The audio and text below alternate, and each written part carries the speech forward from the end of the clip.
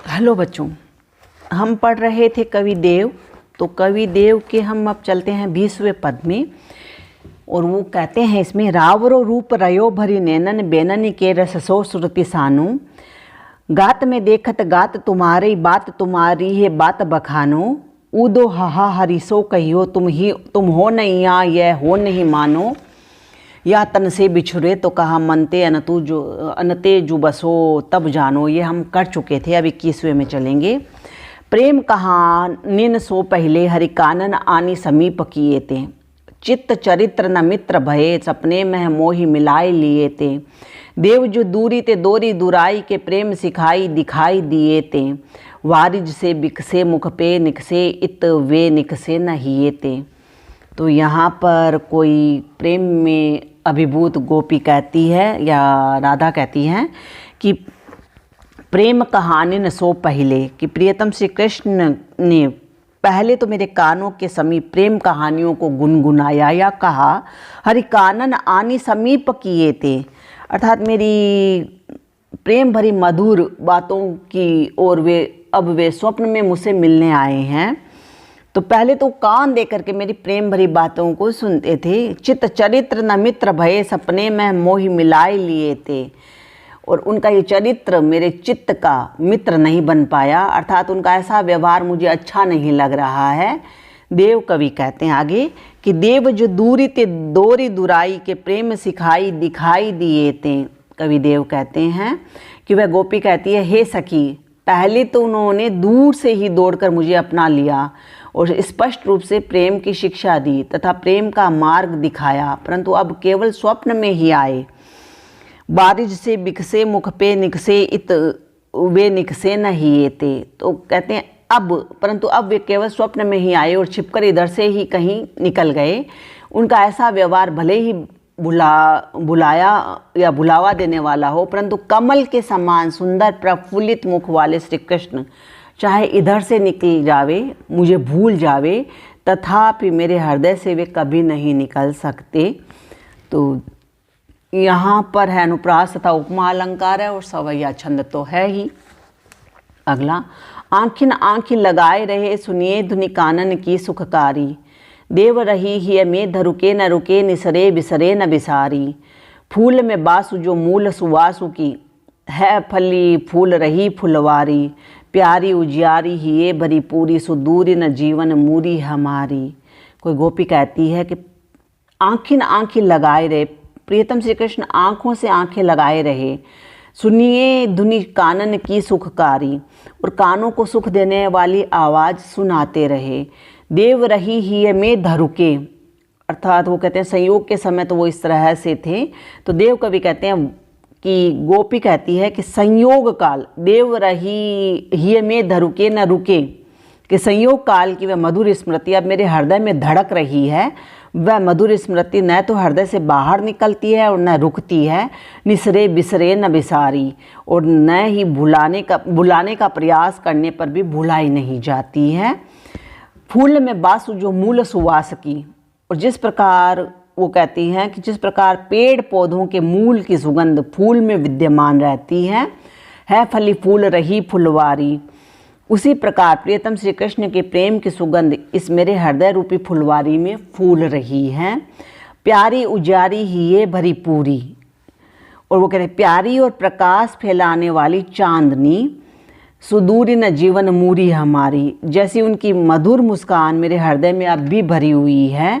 इससे ऐसी आशा बनी रहती है कि हमारे जीवन के मूल अर्थात श्री कृष्ण हमसे दूर नहीं हैं, अर्थात वे हमारे पास में ही हैं। तो यहाँ पर अनुप्रास, यमक, उपमा, समासोक्ति अलंकार हैं और सवैया छंद हैं। अगला है, एग्जाम की दृष्टि से लगाओ अगला, कि सांसु नहीं सो समीर गयो और आंसू नहीं सब नीर गयो ढरी, पौन गयो गुण ले अपनो अरु, भूमि गई तनु की तनुता करी, देव जिये मिलबे की आस, के आस उपास आकाश रहो भरी, जा दिन ते मुख फेरी हरे हंसी, हेरी हियो जुलियो हरिजू हरी। हम कहते हैं हमारा शरीर 5 तत्वों से मिलकर बना हुआ है। अगर ये 5 तत्व चले जाते हैं तो शरीर एक मिट्टी हो जाता है। तो वो यहाँ पर कोई गोपी है श्री कृष्ण के वियोग में अपने सखी से कहती है और विरह व्यथा से पीड़ित एक गोपी कहती है कि सासुन ही सो समीर गयो, जिस दिन से प्रियतम श्री कृष्ण ने हंसकर मेरे मन को मोह लिया और फिर अपना मुंह फेर लिया, उस दिन से मेरी लंबी लंबी सांसों के साथ शरीर का वायु तत्व चला गया। और आंसू ही सब नीर गयो ढरी, और आंसुओं के साथ सारा जल तत्व चला गया या बह गया। पोन गयो गुण ले अपनो अरु, और शारीरिक जो मेरी कांति थी, जो मेरा लावण्य था, जो शारीरिक कांति या लावण्य के साथ तेज तत्व मेरा चला गया। और आगे वो कहती हैं कि देव जिए मिलबेई की आस, कि शरीर की कृशता यानी कमजोरी से पृथ्वी तत्व भी चला गया। और के आस उपास आकाश रयो भरी, क्योंकि हम कहते हैं आस उम्मीद, और आशा को ही उसने आकाश तत्व कहा। तो देव कवि कहते हैं कि वह गोपी आगे कहती है, अब मेरे चारों ओर केवल आकाश तत्व यानी शून्यता ही विराजित है। वह भी इसलिए कि मेरे हृदय में अभी तक प्रियतम से मिलने की तीव्र अभिलाषा या इच्छा है, अन्यथा वह भी मुझे छोड़कर चला जाता। कि आसो उपास आकाश रयो भरी, जा दिन ते मुख फेरी हरे, हंसी हेरी हियो जू लियो हरिजू हरी। तो यहाँ वो कह रही है कि जिस दिन से श्री कृष्ण ने हंसकर मेरे मन को मोह लिया और फिर अपना मुंह फेर लिया, उस दिन से ही मेरी ये स्थिति हो गई। तो यहाँ पर है बच्चों अनुप्रास, यमक और काव्यलिंग अलंकार है, और सवैया छंद तो है ही। अगला और करेंगे। एके अभिलाख, इसको एग्जाम की दृष्टि से लगाइएगा। एके अभिलाष लाख लाख भांति लेखियत, देखिए तो दूसरों न देव चराचर में, जासो मनु राचे तासो तनु मनु राचे रुचि, भरी के उघारी जांचे सांचे करी कर में, पांचन के आगे आंच लागे तेन लोटी जाए, सांच देई प्यारे की सती लो बैठी सर में, प्रेम सो कहत कोई ठाकुर न ऐंठो सुनी, बैठो गड़ी गहरे तो बैठो प्रेम घर में। कबीर ने इसके लिए क्या कहा तुलना के लिए, यह तो घर है प्रेम का, खाला का घर नाई, शीस उतारे भूई दरे तब बैठे घर माई, है ना। और तुम आगे पढ़ोगे भी घनानंद कहेंगे, अति सूदो स्नेह को मार्ग है जाने को सयान पपांक नहीं। तो यही बात यहाँ पर देव कवि कहते हैं अपने तरीके से, कि देव कवि कहते हैं कि एक ही अभिलाषा, एक ही अभिलाष लाख लाख भांति लेखियत, एक ही अभिलाषा को मैं अनेक बार देखने एवं प्रकट करने की प्रबल इच्छा होती है कि श्री कृष्ण ही इस समस्त संसार में प्रेम मूर्ति है। देखिए तो दूसरों न देव चराचर में, उनके समान अन्य कोई देव नहीं है इस लोक में जिससे मन में प्रेम हो जाता। जासो मनु राचे तासो तनु मनु राचे रुचि, उसी जिससे मनुष्य का मन लग जाता है, वो कहते हैं उसी को ही मन के साथ शरीर भी चाहता है। उसे प्रतिपल हर तरह से रुचि उसके प्रति बढ़ती रहती है। मनु राचे रुचि, भरी के उघरी जांचे सांचे करी कर में। और इस तरह तन और मन की यह इच्छा खुलकर साक्षात एवं सत्य रूप में व्यक्त होती रहती है।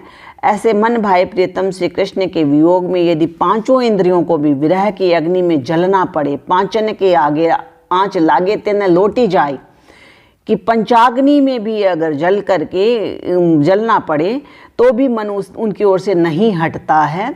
सांच देई प्यारे की सती लो बैठी सर में, और फिर तो उस प्रियतम की प्रियतमा या प्रेमिका अपने प्रियतम को ही सत्य में एकमात्र जीवन का आधार मानकर सती की भांति अग्नि रूपी सरोवर में प्रवेश कर जाती है।